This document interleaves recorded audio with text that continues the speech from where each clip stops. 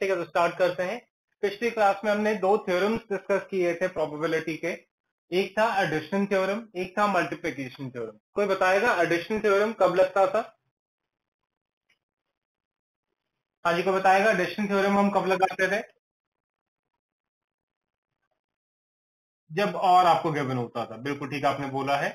तो addition theorem लगाया जाता है, ठीक है, जब और फॉर्म में आपको गिवन हो कि प्रोबेबिलिटी ऑफ ए और बी अगर आपसे पूछा है, तो इस केस में हम क्या करते थे, probability of A plus probability of B बोल देते थे।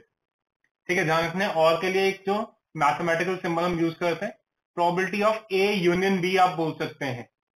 ठीक है, तो इस फॉर्म में भी गिवन हो सकता है। तो जब भी यूनियन गिवन हो तो इसका मतलब यही है, और बोलता है प्रोबेबिलिटी ऑफ ए और probability of B.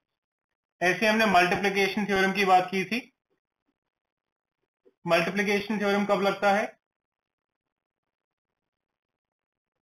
And given हो, probability of A and B.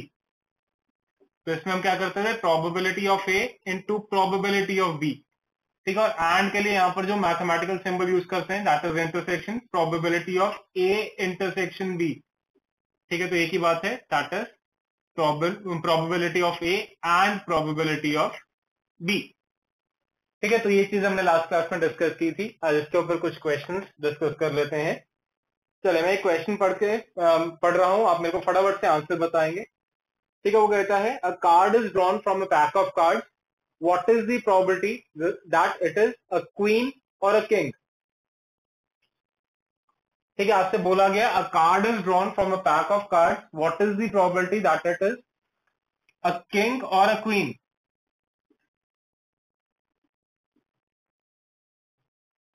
ठीक है, तो किंग और बोला, और का मतलब एडिशन थ्योरम लगेगा, तो probability of king plus probability of queen. Probability of king, king की प्रोबेबिलिटी क्या होती है जी? 4C52। कॉम्बिनेशन क्यों लगा रहे हैं यहाँ पर? One card is drawn. जब सिंगल ड्रॉ होता है तो आपको कॉम्बिनेशन लगाने की जरूरत नहीं है। ठीक है, जब मल्टीपल चीजें इकट्ठे आपने ड्रॉ किए हैं तो आप कॉम्बिनेशन वाला कॉन्सेप्ट लगाया करिए। ठीक है, नहीं तो क्या होगा, ये 4C1 डिवाइडेड बाय 52C1, तो बात वही है, 4/52 ही बन जाए। ठीक है, बाय चांस कॉम्बिनेशन लगा भी दिया आपने, ऐसा नहीं है कि कॉम्बिनेशन से आंसर नहीं आएगा। अगर बाय चांस आपने कॉम्बिनेशन लगा भी दिया तो 4 में से एक किंग, टोटल 52 में से एक पत्ता निकाला है। ठीक है, तो कॉम्बिनेशन से भी बात तो वही है। और C1 मैंने आपको बताया था, C1 का मतलब जो गिवन वैल्यूज होती हैं वही बन जाता है, तो डायरेक्टली आप इसको ऐसे 4/52 भी कर सकते हैं। तो 4/52 किंग की प्रोबेबिलिटी है। सेम ऐसी 4 क्वींस होती हैं, 4/52 आपकी क्वीन की प्रोबेबिलिटी है, और है बीच में तो ऐड कर दें तो 8/52 ये आपका फाइनल आंसर बन जाए। ठीक है, सिंपल सी चीज। ठीक है, सिंगल ड्रॉ के लिए आप कॉम्बिनेशन मत लगाइए, सिंगल ड्रॉ आप डायरेक्टली भी कर सकते हैं। अगर मल्टीपल आपने ड्रॉ किए हैं तो उस केस में आप कॉम्बिनेशन यूज कर लेना। चले, नेक्स्ट मैं आपको कहता हूं, वो कहता है a perfect dice is throne, what is the probability of getting 3 और 5? वो कहता है अ डाइस इज थ्रोन, वो कहता है प्रोबेबिलिटी ऑफ 3 और प्रोबेबिलिटी ऑफ 5। हाँ जी, 3 आने की प्रोबेबिलिटी कितनी है? 1/6। सॉरी, क्या बोल रहे हैं? चले, तो मुझे इसका आंसर बताना जो मैंने क्वेश्चन बोर्ड पे लिखा है। 1/3।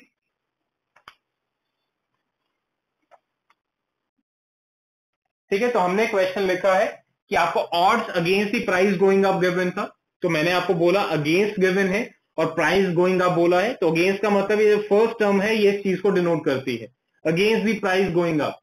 तो अगेंस्ट का मतलब ये प्राइस गोइंग अप का नहीं है, तो गोइंग अप की प्रोबेबिलिटी 1 वाला नंबर डिनोट करेगा। ऑड्स इन फेवर गिवन है of the price remaining the same, तो favour of price remaining same, तो प्राइस सेम रहेगा, वो फर्स्ट नंबर यहां पर डिनोट कर रहा है।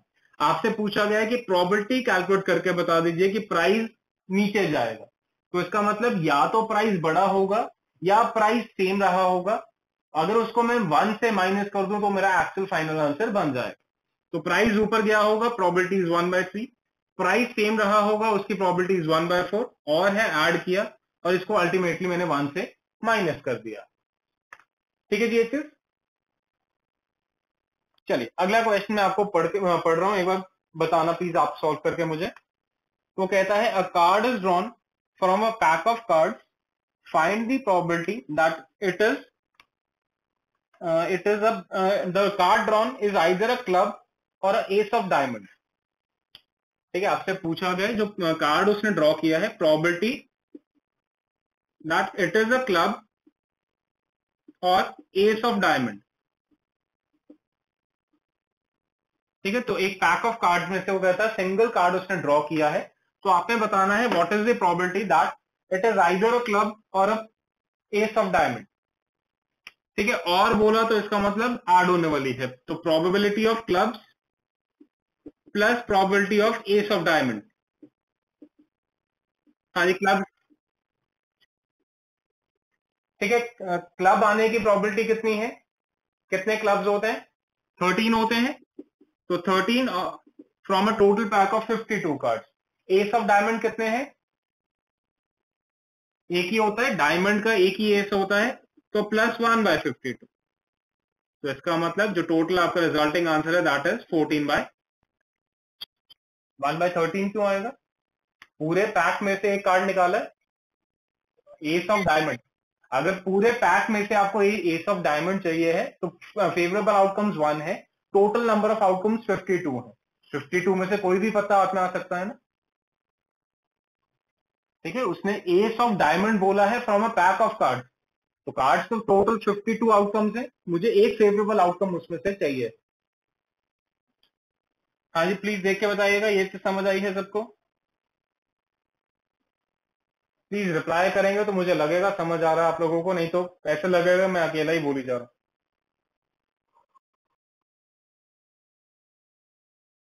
ठीक है, अगला क्वेश्चन मैं पढ़ रहा हूं, एक बार ध्यान से सुनिएगा। वो कहता है अ bag contains 13 balls numbered from 1 to 20।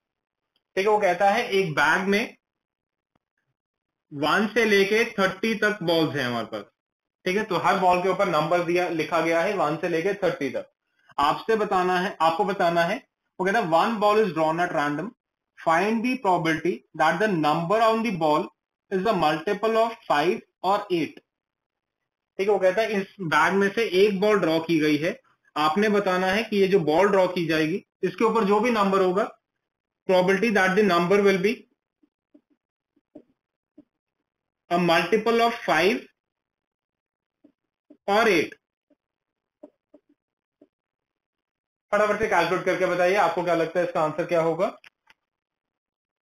ठीक है, तो एक बार बताएंगे कि multiple of 5, probability of number multiple of 5, तो 1 से लेके 30 के बीच में कितने ऐसे नंबर्स हैं जो 5 के मल्टीपल हैं। एक 5 है, 10 है, 15 है, 20 है, 25 है, 30 है, तो 6 नंबर्स हैं, तो इसका मतलब 6 आउट ऑफ 30 इसकी प्रोबेबिलिटी बन जाएगी। प्रोबेबिलिटी ऑफ मल्टीपल ऑफ 8, 8 से डिवाइड होने वाले कितने नंबर्स हैं, 8 है, 16 है, 24 है, 3 आउट ऑफ 30, और है तो इसका मतलब दोनों को ऐड करना है, तो 6/30 plus 3/30 that is equal to 9/30, हमारा फाइनल आंसर बन जाएगा। ठीक है, चलिए अगला क्वेश्चन में पढ़ रहा हूं एक बार। वो कहता है 2 डाइस आर थ्रोन साइमल्टेनियसली। ठीक है, उसने बोला कि 2 डाइस को आपने रोल किया है साइमल्टेनियसली, आपने बताना है what is the probability of getting a total of 7 और 9। ठीक है, 2 डाइस उसने रोल किए हैं, आपने बताना है probability of getting a total of 7 और 9।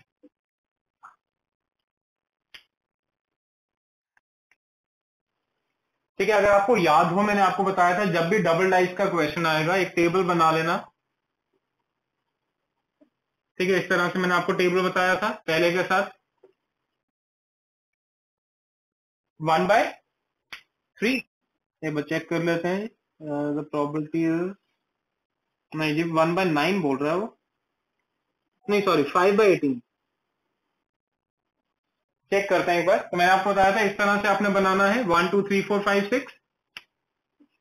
ठीक है, उसके बाद 1 2 3 4 5 एंड 6, पहले के साथ 1 1 लगाते जाइए,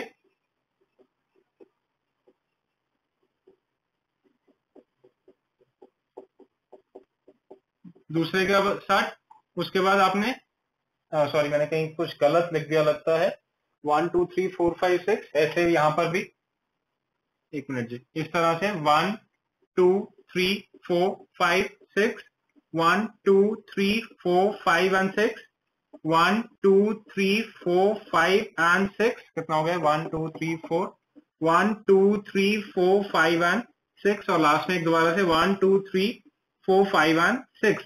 पहले के साथ 1 1 लगाना है, दूसरे के साथ 2 2 लगाते जाइए, अगले के साथ 3 3 लगाइए,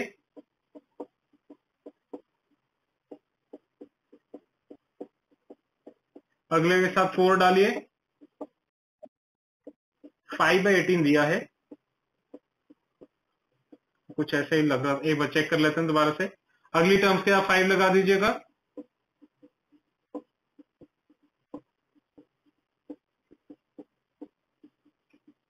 और लास्ट में 6,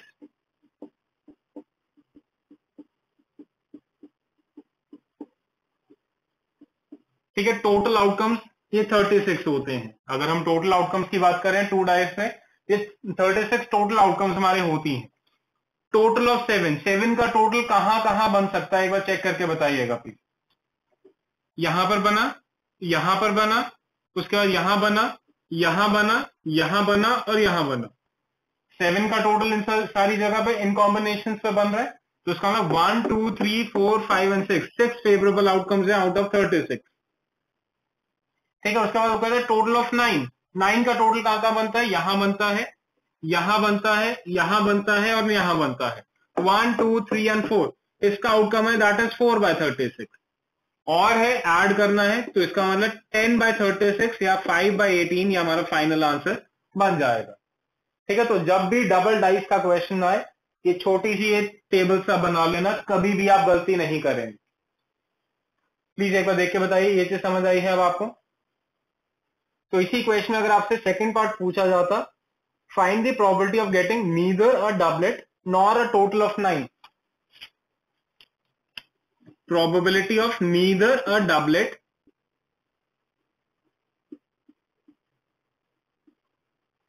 nor a total of 9, तो कैसे निकालोगे आंसर? ठीक है, नीदर का मतलब ऑपोजिट पूछा है, हाँ, ठीक है। तो इसका मतलब 1 माइनस प्रोबेबिलिटी ऑफ डबलेट और टोटल ऑफ 9, ये बन जाएगा फाइनल आंसर, ठीक है। नीदर के केस में ऑपोजिट लेकर चलते हैं, 1 में से माइनस कर देते हैं प्रोबेबिलिटी ऑफ आपने। डबलेट का क्या मतलब है, दोनों में 1 आया, दोनों में 2 आया, दोनों में 3 आया, तो ऐसे कितने केसेस है हमारे पास, दोनों 1, दोनों 2, दोनों 3, दोनों 4, दोनों 5, दोनों 6, तो ये 6 केसेस है।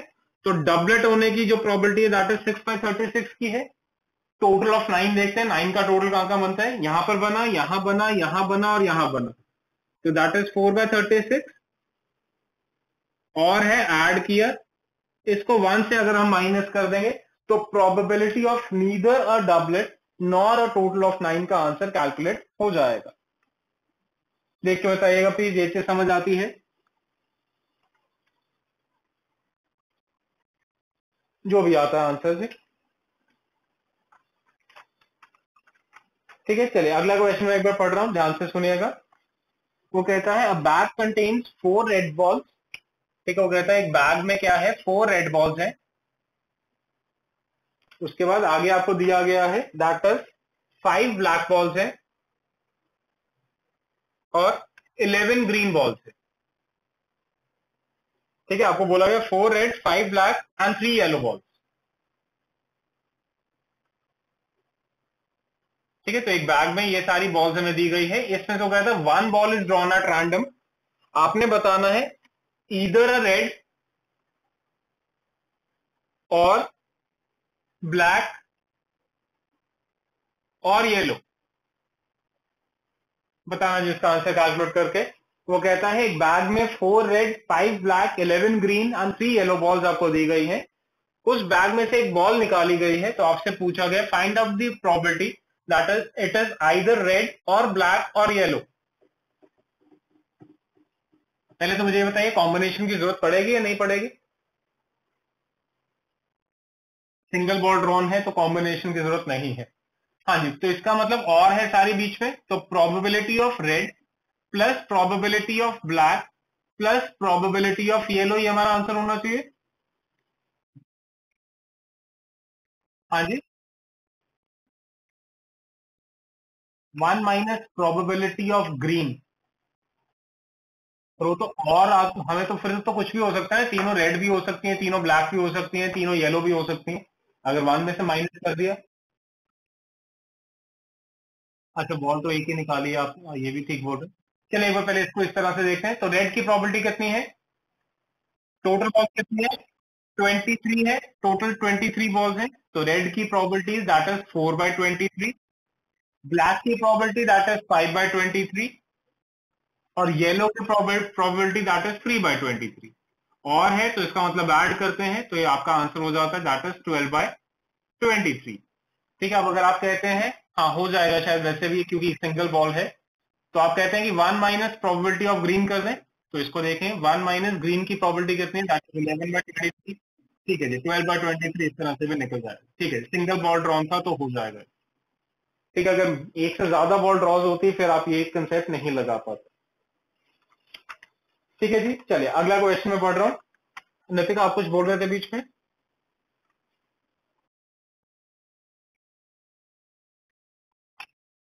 चलो देखते हैं आगे, एक बार देखते हैं आगे 2 बॉल्स वाला एक क्वेश्चन एक उठाने लगा हूं मैं। नितिका कुछ डाउट है तो पूछिएगा प्लीज, नहीं तो मैं अगले क्वेश्चन में मूव करता हूँ। ठीक है, चलिए तो अगला क्वेश्चन पढ़ने लगा हूं। वो कहता है देर आर 11 रेड बॉल्स। ठीक है, तो कहता है एक बैग में 11 रेड बॉल्स हैं, 14 वाइट और 14 व्हाइट बॉल्स हैं। ठीक है, तो कहता है एक बैग में 11 रेड एंड 14 व्हाइट बॉल्स हैं, इसमें से 2 बॉल्स उसने ड्रॉ की हैं। ठीक है, तो आपसे पूछा गया find the probability that both of them are of the same colour. ठीक है, आपसे पूछा गया probability that both are of same colour. एक बार कैलकुलेट करके बताइएगा आपको क्या लगता है किस तरह से इसका आंसर निकलेगा।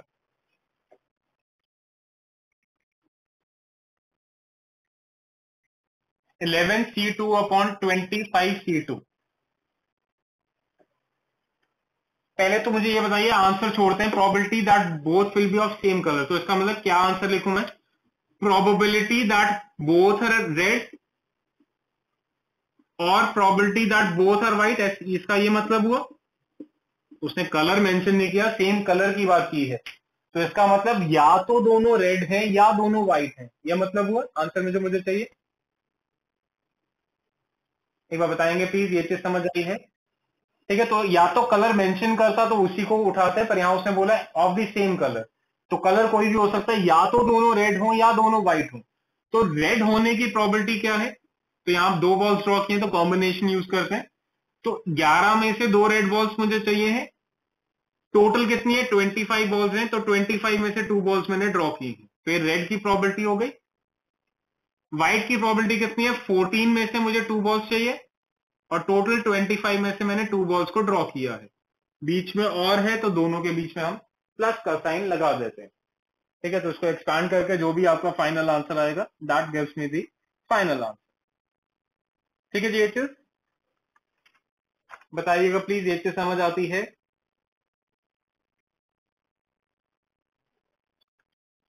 ठीक है, तो ये हमने एंड वाले जो सॉरी और वाले जो क्वेश्चन अभी किए हैं, ये ऐसे थे जब दोनों की जो प्रोबेबिलिटी थी वो एक दूसरे के साथ इंटरलिंक्ड या रिलेटेड नहीं थी, वो इंडिविजुअल थी, म्यूचुअली एक्सक्लूसिव थी। ठीक है, एक एक की प्रोबेबिलिटी दूसरे की प्रोबेबिलिटी में इफेक्ट नहीं डाल रही थी। अगर आपको नॉन म्यूचुअली एक्सक्लूसिव इवेंट्स दिए गए हों, ठीक है, नॉन म्यूचुअली एक्सक्लूसिव इवेंट्स कि एक के होने से दूसरे पे भी आंसर पड़ सकता है, तो नॉन म्यूचुअली एक्सक्लूसिव इवेंट का वो मतलब होता है कि happening of a one event may result या may affect the happening or non happening of the other event। तो अगर इसमें आपको गिवन है प्रोबेबिलिटी ऑफ ए और बी जिसमें ए और बी में कॉमन चीजें भी हो सकती हैं। तो इसमें आंसर कैसे निकाला जाता है? Probability of A plus probability of B minus probability of A and B. ठीक है, अगर कोई कॉमन प्रोबेबिलिटीज या कॉमन लिंक है ए और बी के बीच में और फिर भी आपसे और पूछा गया है तो उस केस में इस तरह से ये कैलकुलेशन की जाती है। ठीक है, एक क्वेश्चन डिस्कस करते हैं, वहां से आपको शायद क्लियर हो जाएगी ये चीज। अगर आपको गिवन है, वो कहता है अ card is drawn from a pack of cards, what is the probability that it is a red card और किंग। हाँ जी, तो ये आपसे पूछा गया है, वो कहता है from a pack of card एक सिंगल कार्ड ड्रॉ किया गया है, what is the probability that the card drawn is a red card और अ किंग।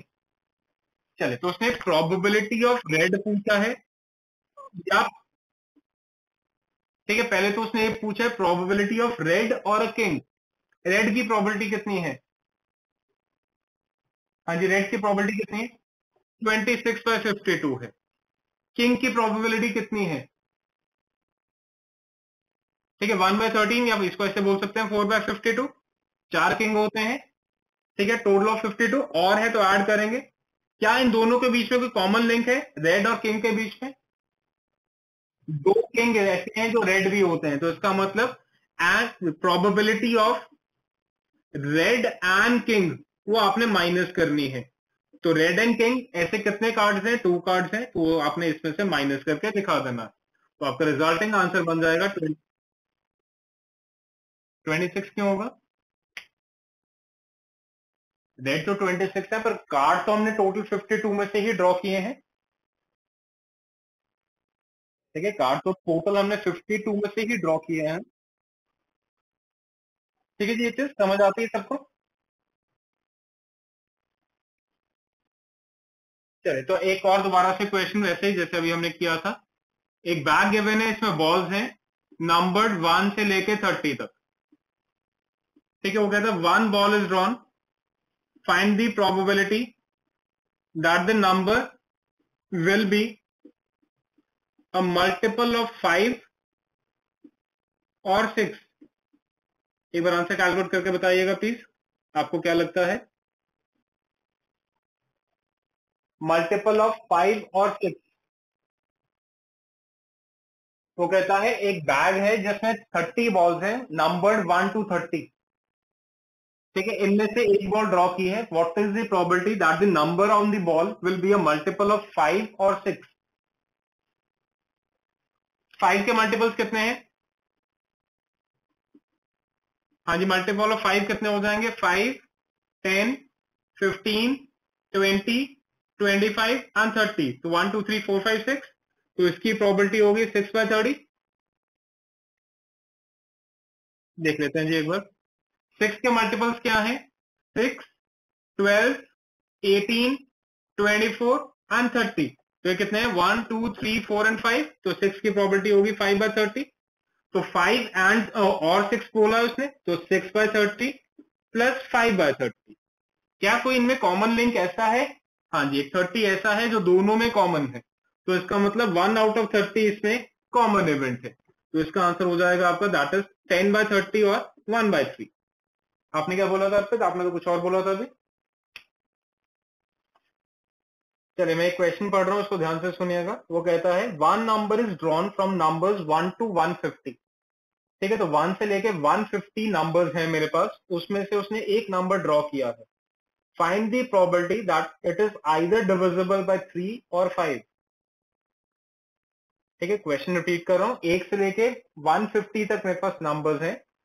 तो 1 से 150 नंबर्स में से मैंने एक नंबर ड्रॉ किया है, आपने बताना है वो जो ड्रॉन नंबर है इट इज डिविजिबल या इट इज डिवाइडेड या डिविजिबल बाय 3 और 5। तो 3 और 5 से डिविजिबल होंगे, उसकी प्रोबेबिलिटी आपसे पूछा गया है। ठीक है, तो मैंने आपको बोला कि हमारे पास 1 से लेके 150 तक नंबर्स हैं, इसमें से एक नंबर उठाया है उसने तो आपसे पूछा गया डिविजिबल बाय 3 या 5 होगा, वो आपने कैलकुलेट करके बताना है, डिविजिबल बाय 3 और डिविजिबल बाय 5। तो 3 से डिवाइड होने वाले कितने होंगे, 150 बाय 3 करें, दैट इज 50 नंबर्स होंगे ऐसे। और 5 से डिवाइड होने वाले कितने होंगे, 150 बाय 5 करें, that is equal to 30 numbers ऐसे होंगे जो 5 से डिविजिबल हो जाएंगे। ठीक है, तो 3 और 5 है, तो इसका मतलब 3 की प्रोबेबिलिटी 50 बाय 150, 5 की प्रोबेबिलिटी दैट इज 30 बाय 150, और है तो ऐड किया। अब कॉमन लिंक ढूंढने हैं ऐसे जो 3 और 5 दोनों से डिविजिबल होते हैं। तो एक बार देखते हैं 3 और 5 से डिविजिबल कौन कौन से होंगे। तो 3 इंटू 5 कर दीजिए, वो वाले जितने नंबर्स आते हैं वो आपके डिविजिबल बाय 3 एंड 5 दोनों हो जाएंगे। तो 15 हो गया, 30 हो गया, 45 हो गया, 60 हो गया, 75 हो गया, 90 हो गया, 105, 130 एंड 145। तो ये सारे नंबर्स कॉमन ऐसे हैं जो 3 से भी डिवाइड हो जाएंगे और 5 से भी डिवाइड हो जाएंगे। तो कितने नंबर्स हैं जी, 1 2 3 4 5 6 7 8 एंड 9। तो 9 बाय 150 इसमें से आपने, सॉरी 9 बाय 150 हुआ है, 9 ही हुआ है, 10 है, मैंने काउंटिंग गलत कर दिया। 1 2 3 4 5 6 7 8 9 आ रहे हैं मेरे पास, मैंने कौन सा नंबर छोड़ दिया इसका, 15 30 45 60 75 90 105 130, सॉरी 130 गलत होगा, 120 135 एंड 150, सॉरी जी मैंने वो गलत लिख दिया। तो 10 नंबर्स हो गए, 10 बाय 150, तो हमारा वैल्यू कितनी हो जाती है, 90 बाय, नहीं सॉरी 70 बाय 150 या 7 बाय 15 इसको हम बोल सकते हैं। हाँ जी, अब देख के बताइएगा ये चीज समझ आती है।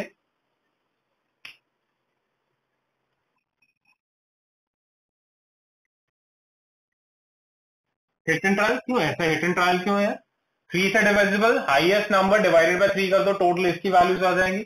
5 से है तो 5 से कर दो, 3 और 5 का कॉमन, तो इनका एलसीएम लेके वो नंबर्स लिख लो। हाँ वो तो आप इतना तो करना ही पड़ेगा आपको,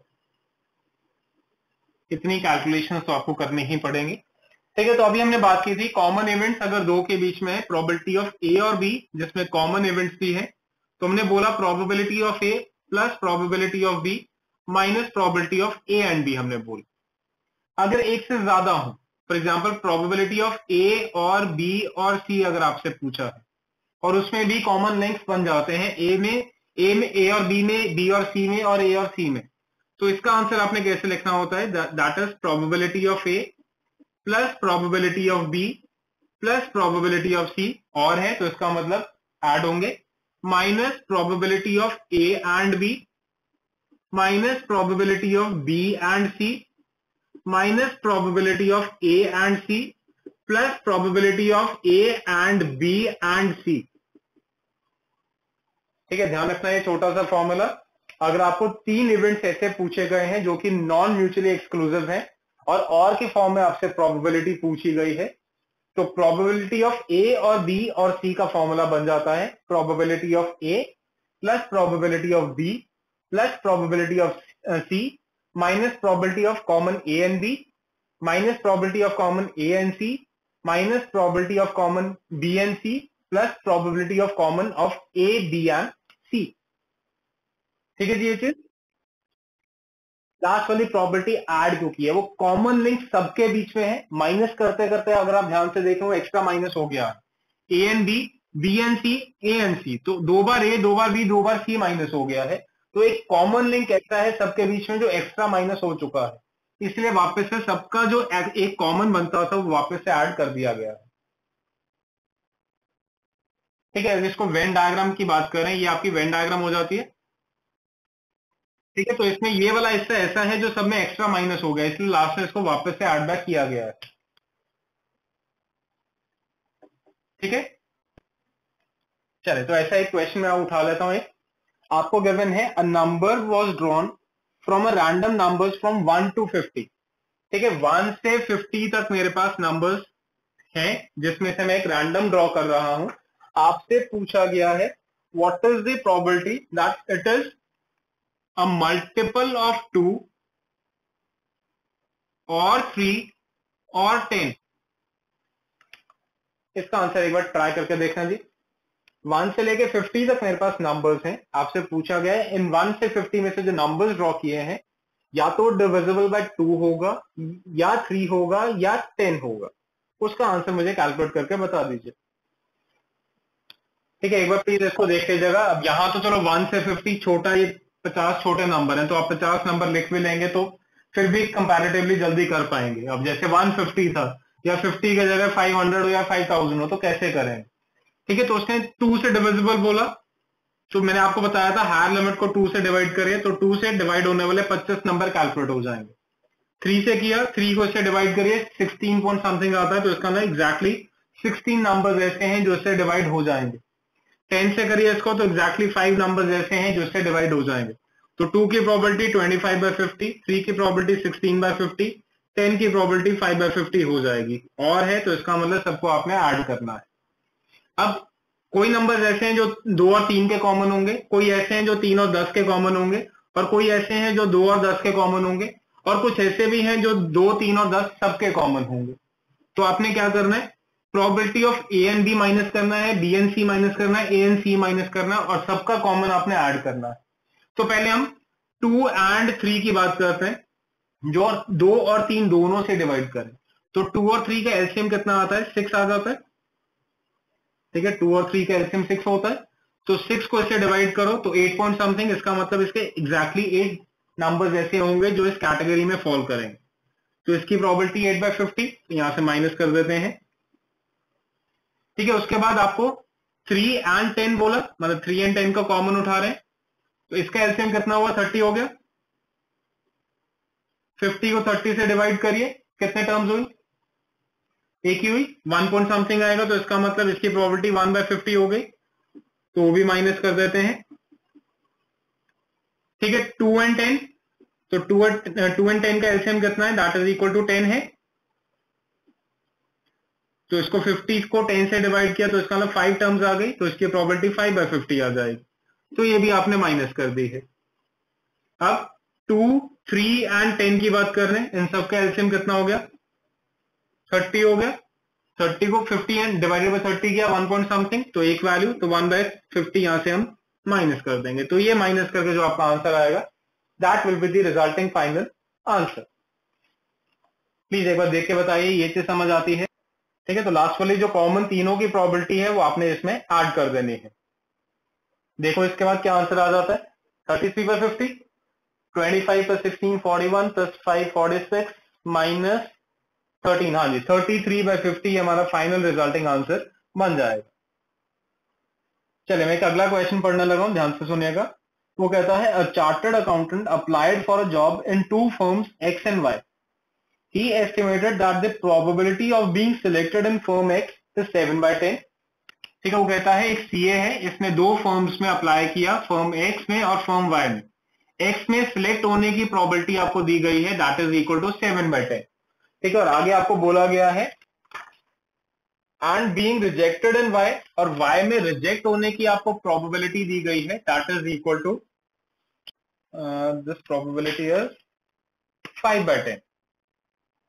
और आपको बोला गया है and the probability of that, ठीक है, probability of being selected in X and Y, ये आपको दिया गया, दैट इज इक्वल टू 4/10। तो आपने आंसर कैलकुलेट करके बताना है what is the probability that he will be selected in one of the 2 firms.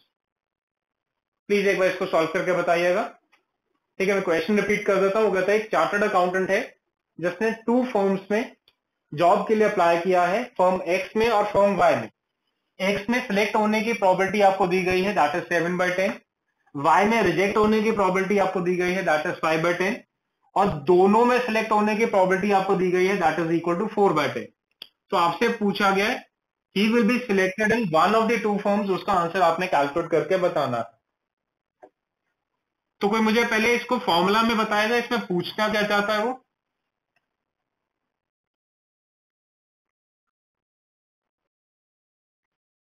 ठीक है, तो इसका मतलब वो पूछना चाहता है probability of being selected in x और वाई, ये पूछना चाहता है।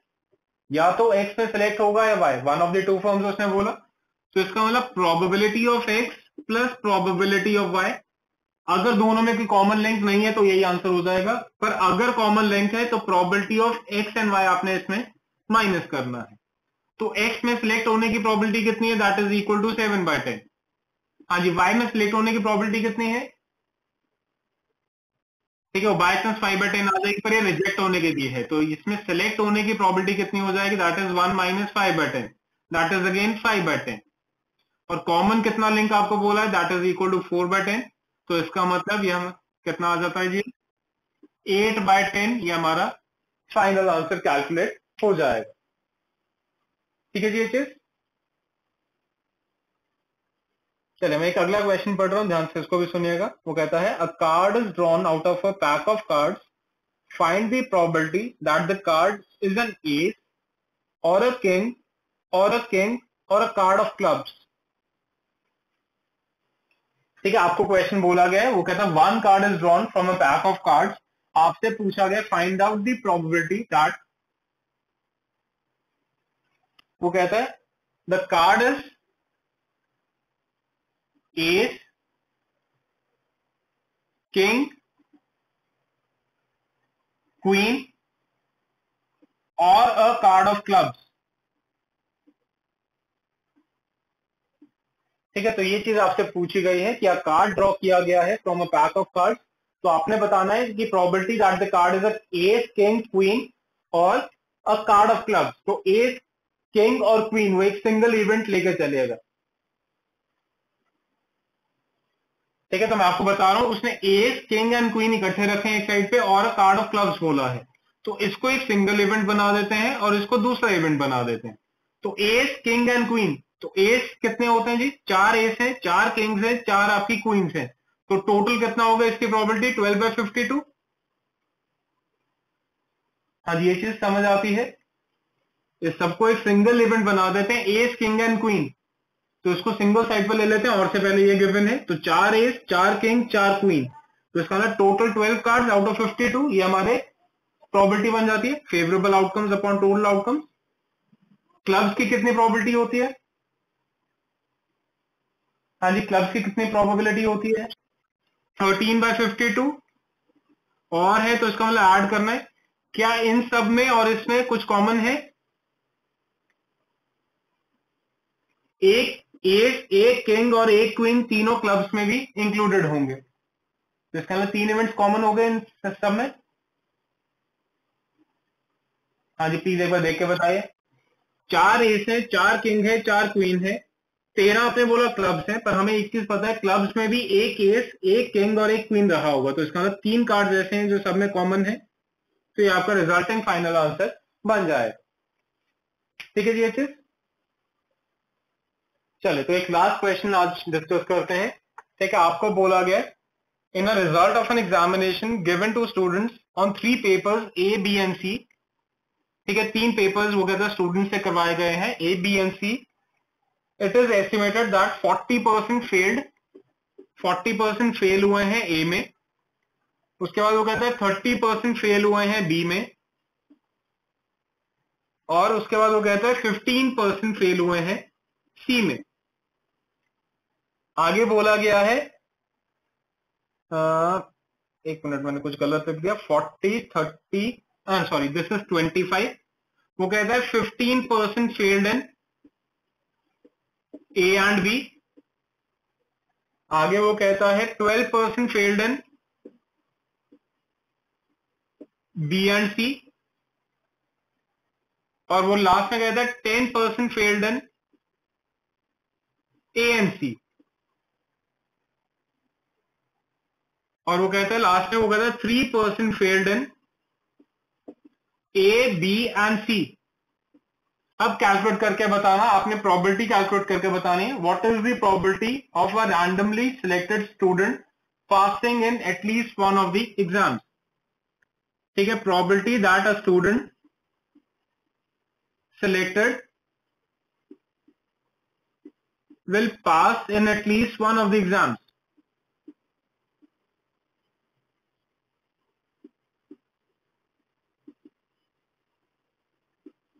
देखना चाहिए इसको सॉल्व करके, आपको समझ आता ही ये चीज। तो यहां उसने क्या बोला है, 3 पेपर्स में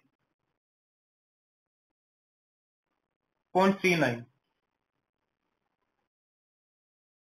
वो तो 229 होगा। हाँ, तो 29 होगा अगर 101 से माइनस करोगे 0.71 को। ठीक है, तो उसने probability that the student will pass in at least one of the exam, तो इसका मतलब प्रोबेबिलिटी ऑफ पासिंग इन ए और बी और सी ए आपसे पूछा गया है, या ए में पास हो जाए या बी में या सी में, एटलीस्ट वन बोला उसने।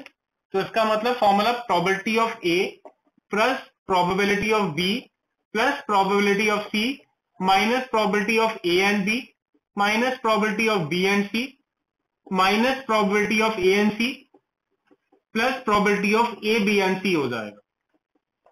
ये हमारा फॉर्मूला है। तो ए में पास होने की प्रोबेबिलिटी कितनी है, अगर फेल होने की 40% है तो पास होने की 60%, दैट इज इक्वल टू 0.6। हाँ जी, प्लीज ये देख के बताना है, फेल होने की प्रोबेबिलिटीज गिवन है और आपसे पास होने का आंसर पूछा है। तो अगर ए में फेल होने की प्रोबेबिलिटी 40% है तो पास होने की 60% हो जाएगी। ठीक है, बी में फेल होने की 30% है तो पास होने की 70% हो जाएगी।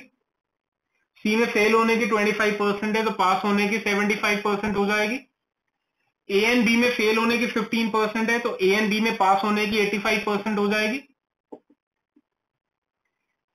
बी एंड सी में फेल होने की 12% है तो बी एंड सी में पास होने की प्रोबेबिलिटी 88% हो जाएगी। ए एंड सी में फेल होने की प्रोबेबिलिटी 10% है तो इसका मतलब पास होने की प्रोबेबिलिटी 90% हो जाएगी।